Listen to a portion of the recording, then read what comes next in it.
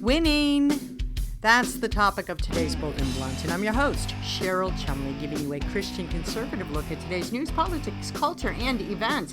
And this is a topic that we in the Christian conservative camp don't get to talk about too frequently, right? Because it seems like the left, the far left, the demonic, satanic far left is constantly pushing and winning the culture and the politics in America. So it's refreshing to talk about some wins and actually look forward with optimism that the reawakened Christian camp in America is not going to back down. Can you say Bud Light? Can you say Target? Target, my goodness, is facing some backlash. And guess who's on the horizon? In my view, anyhow, Kohl's. The LGBTQ crowd has gone too far, and Christians, conservatives, sane Americans everywhere are pushing back, fighting mad, and winning. And before I get into all that, I want to quickly mention, if you like Bold and Blunt, you may get Bold and Blunt at edify.app. That is your online platform for faith-based podcasts where you can go and edify yourself, arm yourself for the battle, the big battles that are coming on strong in America. Because even though we're winning, right, even though we have some wins that we're seeing right now, and more wins are no doubt on the horizon, thing is, evil never goes away, right? It doesn't just say, whoops, you won, I better give up, I guess I'll be good now. No, that is not the nature of evil. They just dig in and go harder, fight harder. So expect the fight to get worse. So like I said, go to edify.app and check out all their faith-based podcast offerings, including Bold and Blunt, which you may also get at washingtontimes.com. Subscribe to Bold and Blunt there. Go to the newsletter section, click on it, find my newsletter. It's called Bold and Blunt with Cheryl Chumley, and it contains all my commentaries that I write all day long, all week long, all month long, even all year long at washingtontimes.com, giving you the tools you need to fight this evil far left. And along with my commentaries, you will also get my Bold and Blunt podcasts, which come out Tuesdays and Thursdays. Except for last week, I have to say, I fell down last week on doing my podcast. You know why? Because I was at the National Religious Broadcasters in Orlando, Florida, spent all week there, and honestly, I didn't have time to cut my podcast. I know, that's a failing. I sound like a liberal, don't I? I wanted to. My intentions were good. My motivations were there, but I didn't do it. And that's how the Democrats are, right?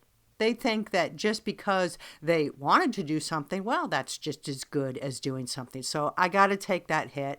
I acted like a Democrat last week, and I didn't do my Tuesday and Thursday podcast. But normally, always, almost always, I have to say almost always now because I failed on one week not doing my podcast, but almost always my podcasts come out on Tuesdays and Thursdays.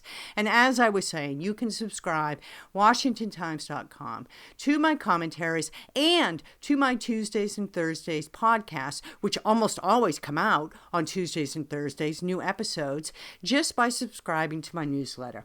And by the way, the newsletter gets delivered right to your email box Monday, Wednesday, and Friday. You don't even have to do anything, right? You just sit there, you click on email, and there it is, my Washington Times newsletter. So you can sit there as you're working, and you can play Bold and Blunt in the background, and you can scroll through the commentaries that I write, and use the talking points there, because when I write commentaries, they're based on fact. They're not just pulled out of thin air like the Democrats do. Also, one more quick mention, you can get Bold and Blunt. Guess what? Wherever podcasts are offered. It's so easy to get. And if you are a subscriber, look, I want to say thank you. Thank you very much. Thank you. Genuinely thank you. Not a fake one, a real thank you. I do appreciate it. And so does the team at Washington Times. Because, look, there aren't that many media organizations out there that give you the truth in a snappy, fun way to read, right?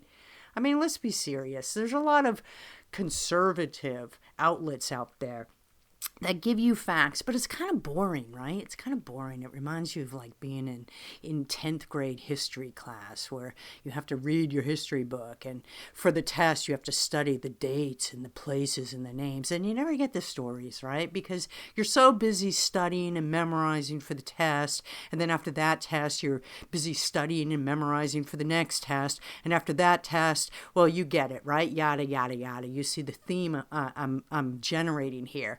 The idea, though, is that the smartest writing is fact-based, but interesting, right?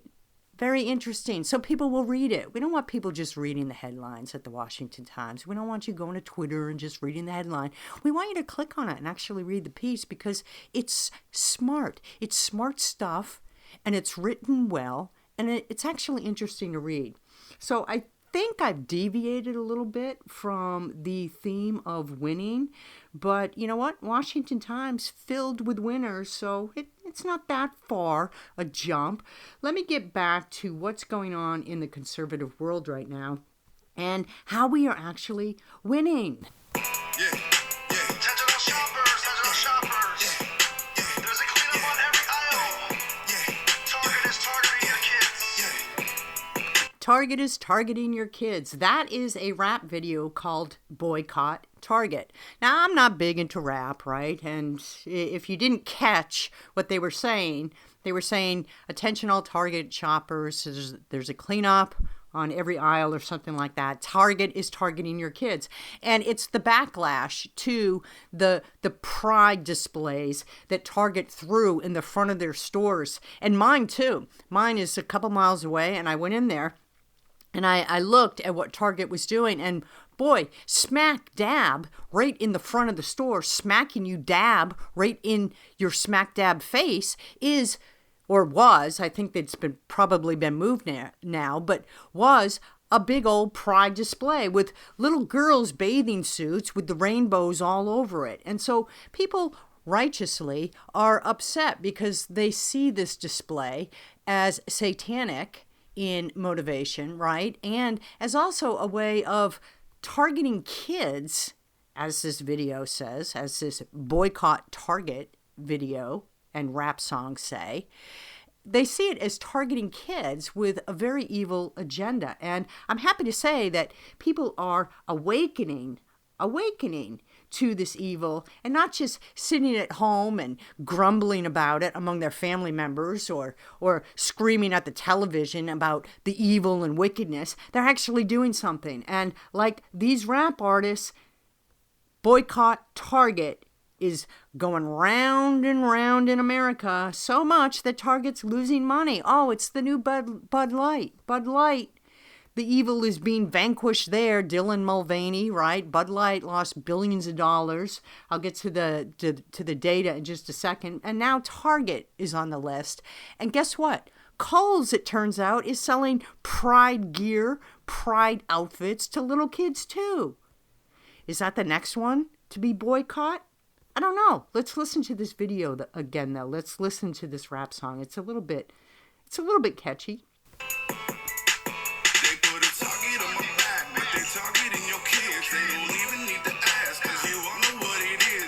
They put a target on your back. They're targeting your kids. Yes, that's exactly what's going on.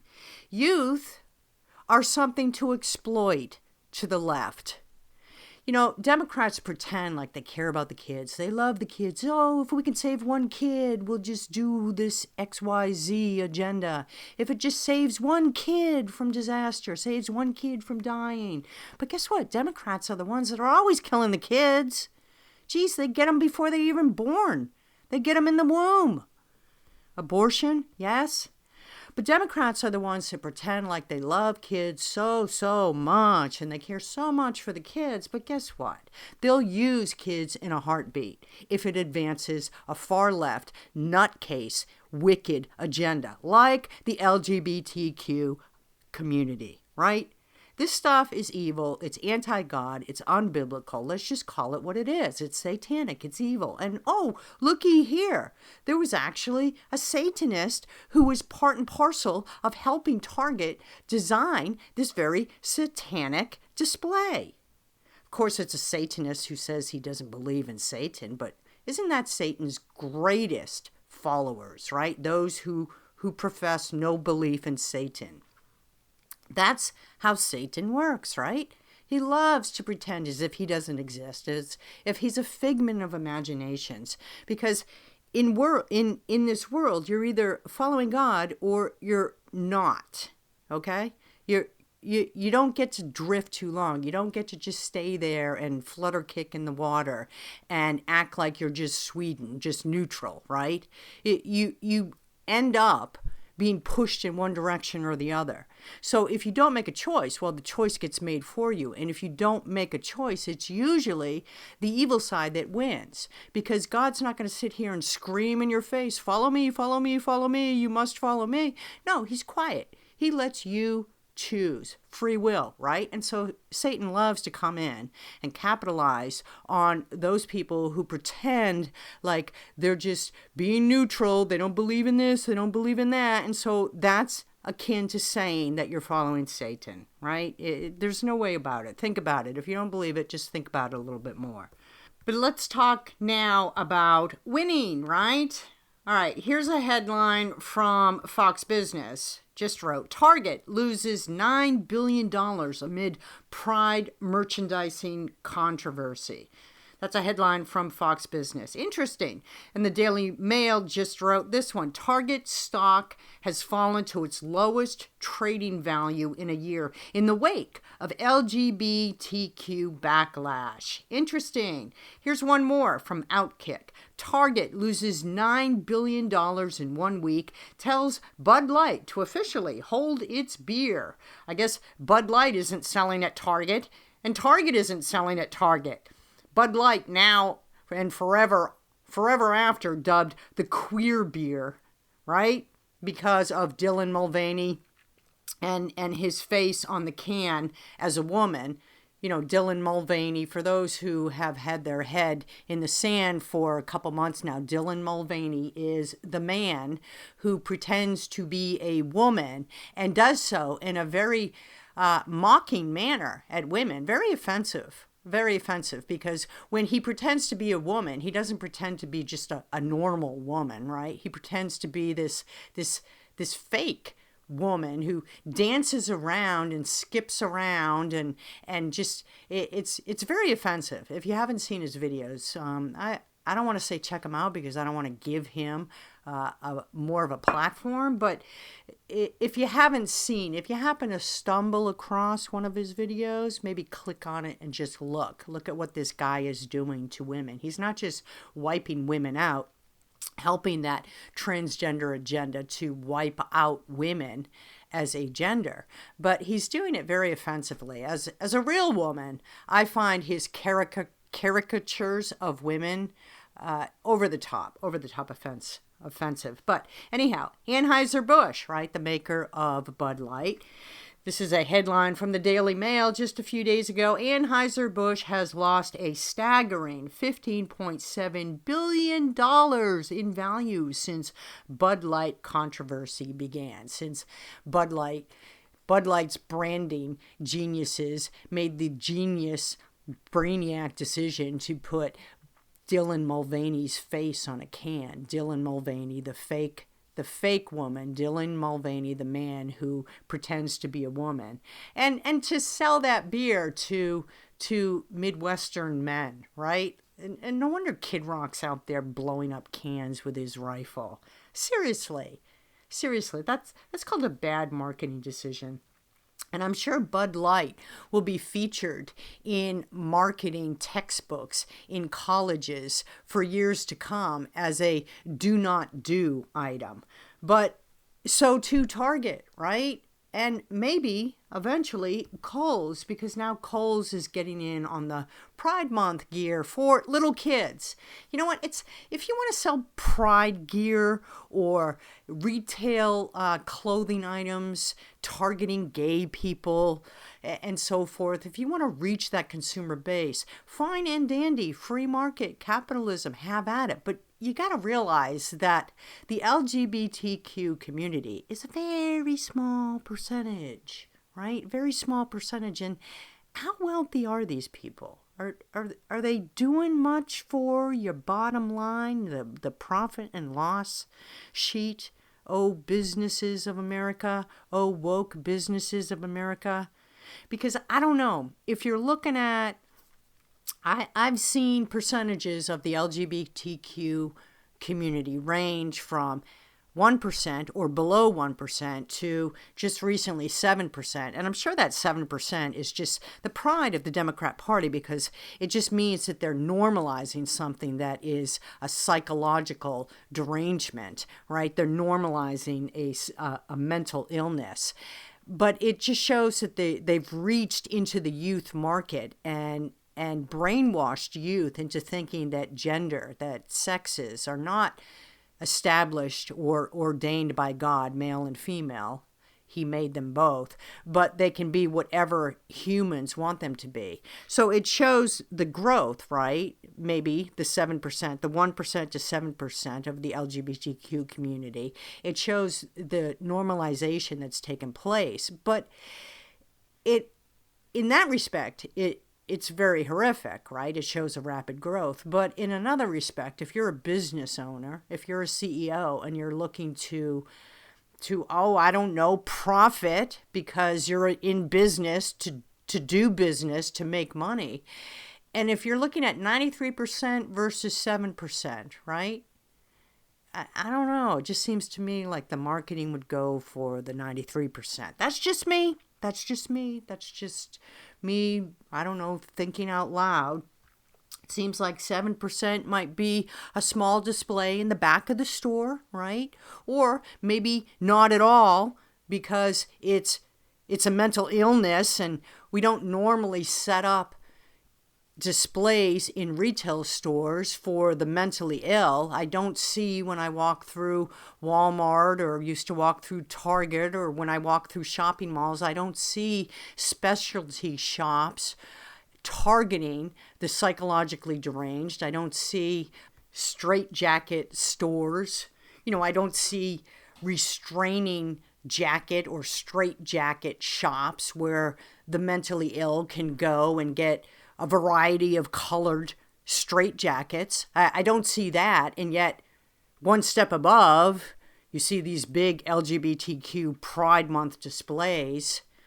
To me, it's one and the same. If you're going to market to the mentally ill, why not go all the way and just, have specialty design straitjackets for the mentally ill? I don't know. I'm just grasping at straws here. If I'm a business owner, though, I'm not going to market to 7% or less of the consumer base. I'm going to go big or go home. I'm going to go for the 93%.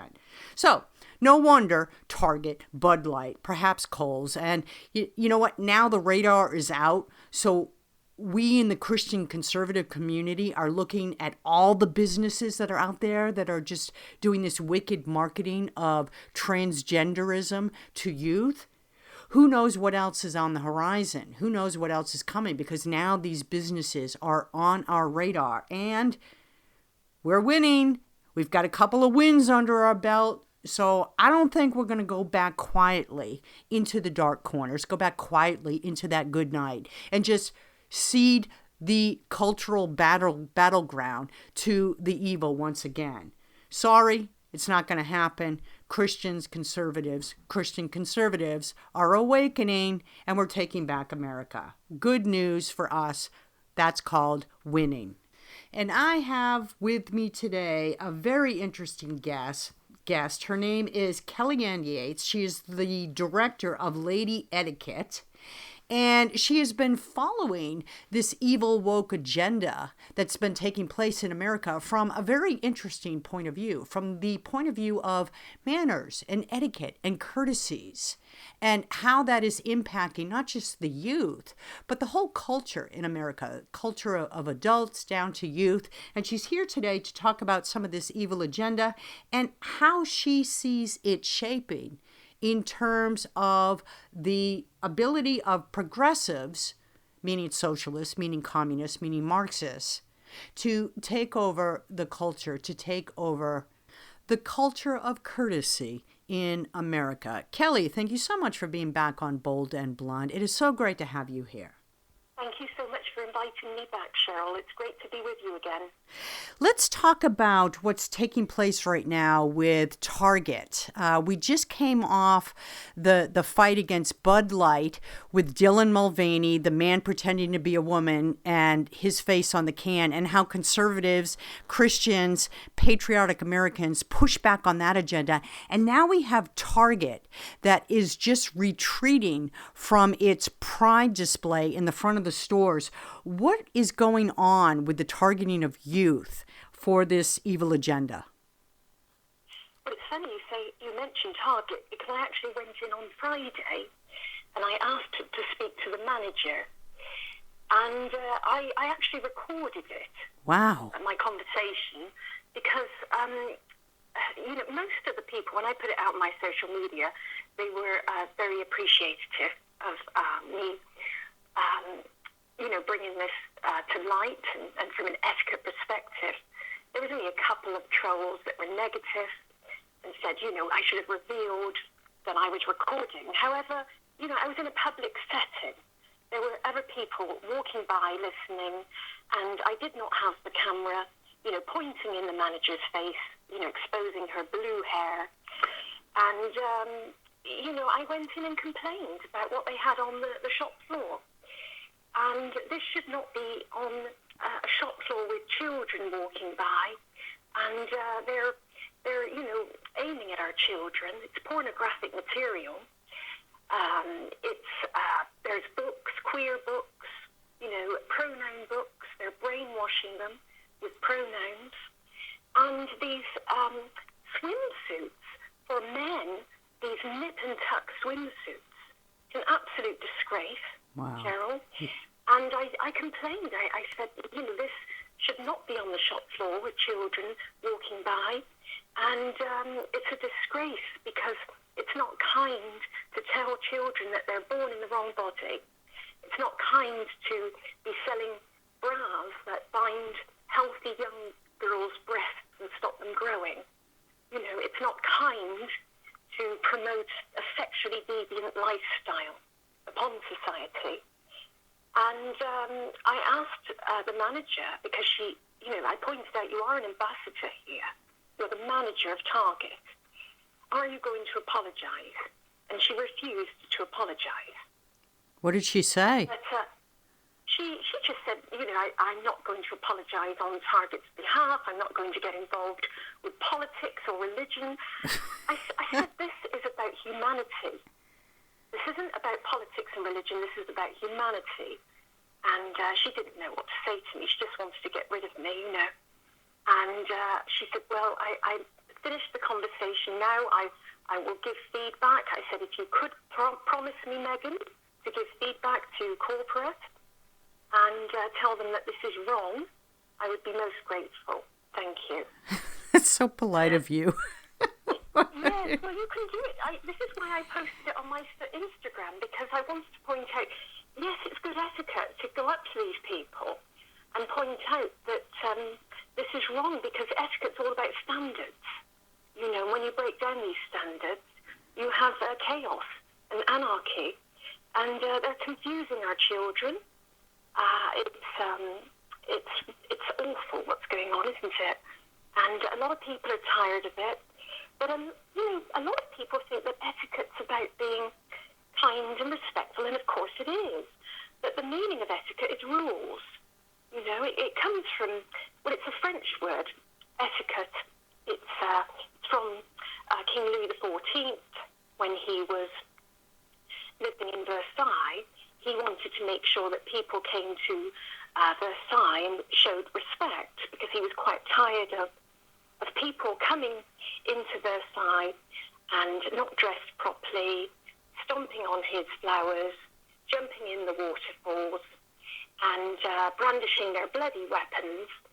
So he ordered for these invitations to be sent out with guidelines, you see, rules. So people, when they would go to Versailles, they would feel more confident, because they knew how to act, you see, in Oh, wow. And these invitations, they were called tickets. And the tickets were also put on trees to remind people of how to act in Versailles. So that's the French word. But the French like to claim that they invented etiquette. But the meaning of etiquette, standards, rules of polite society have been around since early civilization. A good example is, Jesus Christ, the breaking of the bread at the Last Supper. Well, he broke his bread and he didn't use a knife. And that is still a rule that we use in dining etiquette. We don't use a knife with the bread roll, you see. Oh, wow. So it's been around forever, these rules. That's fascinating. And Kingdoms. It is, isn't it? It is. And, it kind of draws the circle closed of why Democrats buck against any type of manners and etiquette and courtesies. Because first off, they hate the constraints of rules, but also the left, the radical left, needs the chaos that comes from removing etiquette and courtesies in order to push forward their agenda. Chaos works for the far left. Yes. Well, not too long ago, you would never discuss, religion or politics. Right. If you were teaching etiquette. Right. And you would teach, you don't mention politics and religion with people you don't know. However, now, I couldn't be more proud, Cheryl, to say that I'm a conservative lady, because we have a party that believes that women are men, and men are women, and men can have babies. I mean, how crazy is this? So, I obviously, any decent person does not want anything to do with that.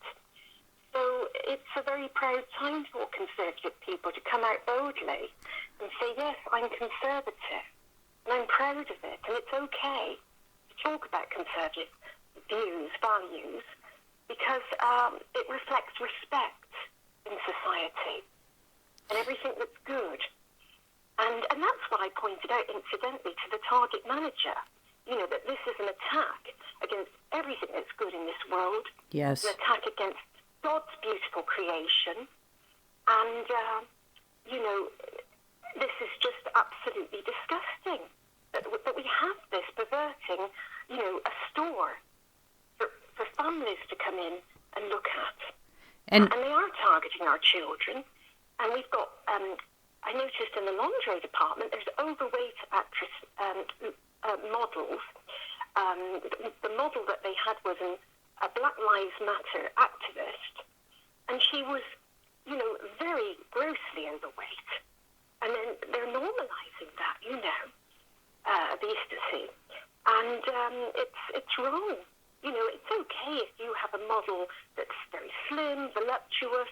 That was the norm not too long ago. But now, they're deliberately putting up models that are grossly overweight. So they're just upside down with everything, Oh, yes. And, they're training, they're targeting, our children to live against everything that's good, against standards, and and it's wrong. So I am speaking up against it, and I've had a couple of calls as well from men wanting to take my online poison deportment class, and one of them was breathing heavy on the phone because of the hormones that he's taking, and it upset me, and I thought, what am I doing? And he wanted me to address him as Sarah. And I said, that's it, no more of this. And I think after that, I became a lot more outspoken, with my views about this. And right. From an etiquette perspective, of course, why all this is wrong. And Kelley, if more people just used their own voices in their own, small areas of influence, we wouldn't have this madness permeating society as it's done. And I wanted to bring up, you sent me a few a few photos, a few images of how manners and etiquette experts, so-called, are taking the LGBTQ agenda and embracing it. And one thing that struck me is that now the norm or the suggestion is to allow a pronoun like MX to be used. What is MX instead of Mr. or Miss, Mrs.? What is MX? Yes, so not only are they normalizing the pronouns, and these are so-called leading etiquette experts. Yes. And they're not etiquette experts at all. They're activists hiding under the guise of etiquette. But MX is actually, it's not a pronoun, they're trying to change our honorific titles as well. So instead of Mr. and Mrs., they're telling young children to use the MX instead. If you don't want to be, identified as a man or a woman, they're not trying to normalize that, it goes against everything etiquette. It's tarnishing the very word etiquette, because etiquette is it gives you confidence in life, standards. And one thing these trans people have, I've noticed, in common is they don't have much confidence at all, you see. And that's why they start believing that they're born in the wrong body, and then once the LGBTQ gets hold of them and reinforces that, there's no going back. It's very evil. Yeah, it's a very radical group, and they're being promoted by Vanity Fair, People magazine, but even conservative news. I've seen one of them on Fox News, speaking, giving tips on etiquette. And wow. And yes, Micah Myers in New York, in her book, she's got the MX in her book. Wow. And she states that, you should not use Miss or Mrs. It's the Ms. title, which is the feminist title. If you don't want to be known as, it's basically an attack at the constitution of marriage, as I mentioned on our last, interview. That came from a feminist, and it was first seen in a Marxist magazine. And that's how it starts, you see. The Right. Ms. title, and now we're at the MX. But that's what they're trying to normalise. And take away, our proper titles, Mr. and Mrs., because they want to gender neutralise us. And they have gender neutral finishing schools. Instead of co-ed, it should be co-ed, not gender neutral. And it's all made up woke nonsense. And there's, it's quite funny because the gender neutral, a lot of people haven't figured this out, because they've got all these different pronouns. But I believe their end game is to just make us one. Exactly. And neutralise us. Yep. Because the feminists have realised that no matter how hard they try, that, a woman can never be a man. So the trans madness is their answer, you see. And the government love it, because if they can confuse society so much that they don't know if they're a man or a woman, and they lose all their confidence, it's great for the government, the liberal government, the Democrat Party, because their goal is for society to rely on the government. So if everybody's so confused, they can rely on the government to take care of them, you see. I think you laid out exactly what the agenda is, what the end game here is. And I think it was just brilliant how you put it. The end game of the government and the left, all this madness plays into their ultimate designs. What I wanted to finish up with is just a quick question and get your feedback on what's taking place in terms of the backlash. Because now Anheuser-Busch with Bud Light losing billions of dollars, Target losing billions of dollars, and now the whisper out there is Kohl's, the retail store Kohl's, also has similar pride displays targeting youth. Are they next on the horizon to lose billions? Is America awakening to this evil agenda and fighting back effectively? Or do you see this just sort of a blip on the pushback and it will die away? No, I think we all need to be strong. Conservatives I have noticed that they're very, generally very nice people, and they make the mistake that etiquette is all about, we have to be nice, kind, and respectful. Yes, it's all connected with that, but never lose sight that it's all about standards. We all have to stand up against this. And it's great because people are now starting to stand up against it. We've seen it with Bud Light being boycotted, now Target, all these different companies, Maybelline, Oil of Ulay, and I expose them, on my social media. And I always point out, from an etiquette perspective, why this is wrong, but we need to be strong and speak out against this, and not be silent. And that, if we're silent, that's how they continue, walking all over us. But we need to be, loud and go into the places, like Target, speak to the manager, make eye contact with them. Yes, send an email, call corporate, but it's really a good idea to face these people in the eye and make them feel uncomfortable, make them realise what they're doing is wrong, like I did on Friday. But yes, we need to continue, and it's working. And a quick story. U.S. Health here. I went in for a health checkup, and I was given some pre-medical forms, and they had, the first question was pronouns. What's your pronouns?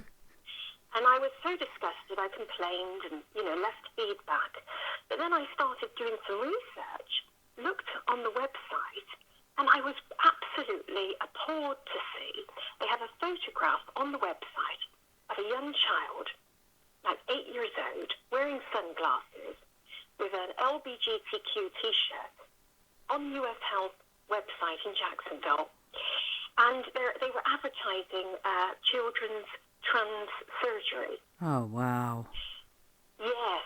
So I did report it to state officials, and I cannot reveal the name on here because the person might not be happy with me Right. telling the story that that he called me. But he did call me and let me know that he was appalled and that they were taking action. Oh, wow. So that was good news. Good for you. The point of the story is, when you see little things like this, investigate, follow up, find out, because make sure, your state officials know. Write to, your governor, your senator, your congressman, and let them all know what's going on, like I did. And one of them did get back to me, so it was rewarding, because often you think, oh, what good does it do? Right. When I wrote the email, somebody close to me said, oh, you're wasting your time, you won't hear back. But sure enough, I did. And I was so pleased about that. Kelley, you are the perfect example of what just an individual can do in his or her own area of influence, not worrying about winning these huge cultural battles, but just using your own voice and standing bold for timeless principles. And you're such an inspiration. You've written the book that drives the left crazy, The Art of a Feminine Lady, because the title alone sets them into a frenzy. But I'm so happy to have you out there fighting for these very important American principles, just right versus wrong and good versus evil. I want to thank you so much for being back on Bold and Blunt. And of course, I'd love to have you back in the coming weeks to talk more. But Kelley Yates, Director of Lady Etiquette, thank you so much for your time. Thank you so much for having me. And listeners, do remember, things start off small. Always remember that. That's right. If we can nip it in the bud, we can really do a lot of good in this world. Wise words. Thank you so much, Kelley. One voice certainly can make a difference, right? Remember that. Remember that going forward. You don't have to win the White House to win in your own little area of influence. And That's how God can use people, right? Just individuals making a determination that he or she, that they are going to stand for right over wrong. God sees that, smiles on that, and uses that. I want to thank you for listening. Remind you, if you like Bold and Blunt, you may get Bold and Blunt at edify.app, at washingtontimes.com, and wherever podcasts are available. Tune in next time, and in the meanwhile, don't forget, stay blunt, stay bold.